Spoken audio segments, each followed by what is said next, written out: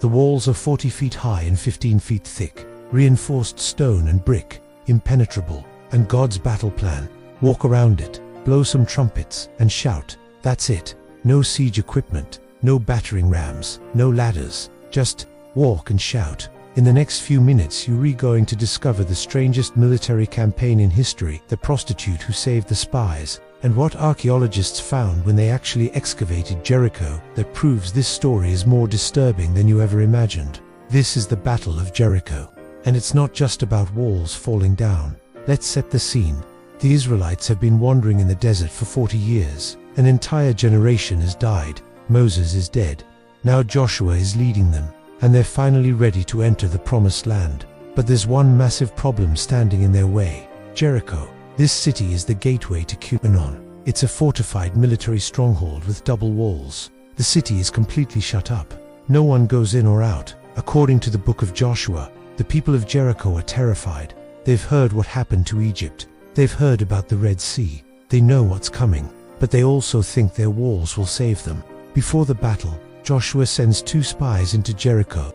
They go to the house of a prostitute named Rahab. Why there? Because in the ancient world, a prostitute's house was one of the few places strangers could go without raising suspicion.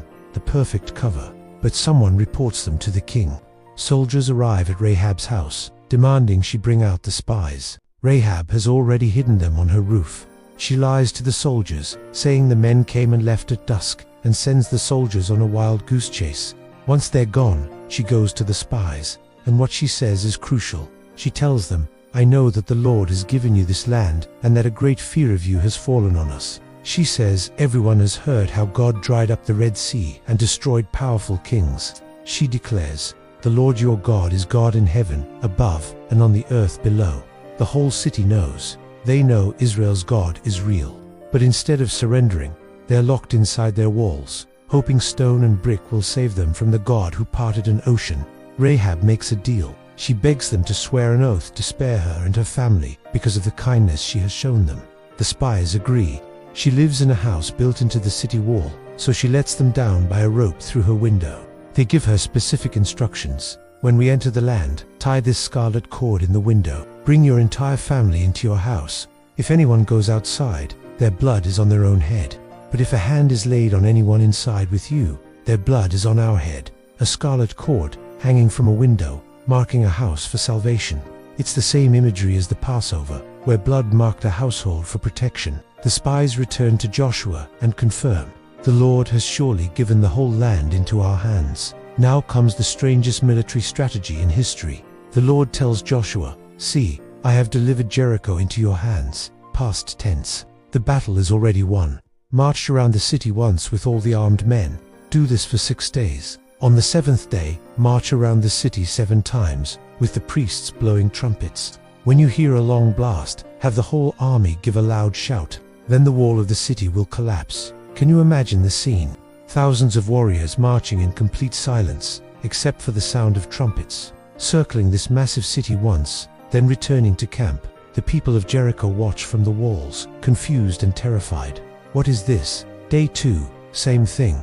Day 3, day 4. The psychological pressure is devastating. Then comes the 7th day. They march around the city 7 times. On the final lap, Joshua commands, "Shout, for the Lord has given you the city." And they shout, a massive war cry.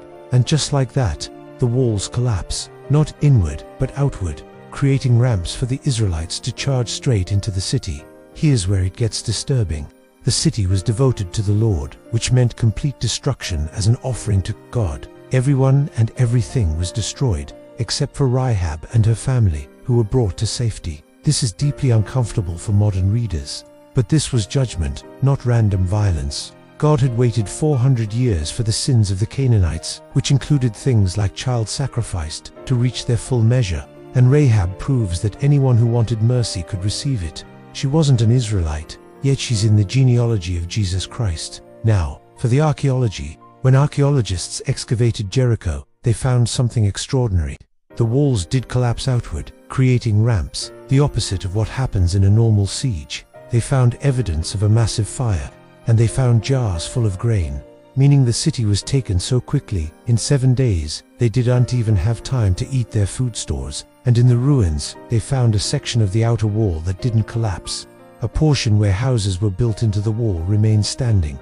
Rahab's house, the only part that remained intact. So what does Jericho teach us? It teaches that the walls we trust in our money, our status, our own strength can't save us. They will eventually crumble. But it also teaches that God's ways aren't our ways. His plans might seem foolish, but His wisdom is greater than ours. And most importantly, Jericho shows that mercy is always available. Rahab was an outcast in a condemned city, but because she believed, she was saved. The walls of Jericho fell, but the scarlet cord held. If this story challenged you, make sure to subscribe and drop a comment. What walls in your life are you trusting in instead of God? Let's talk about it.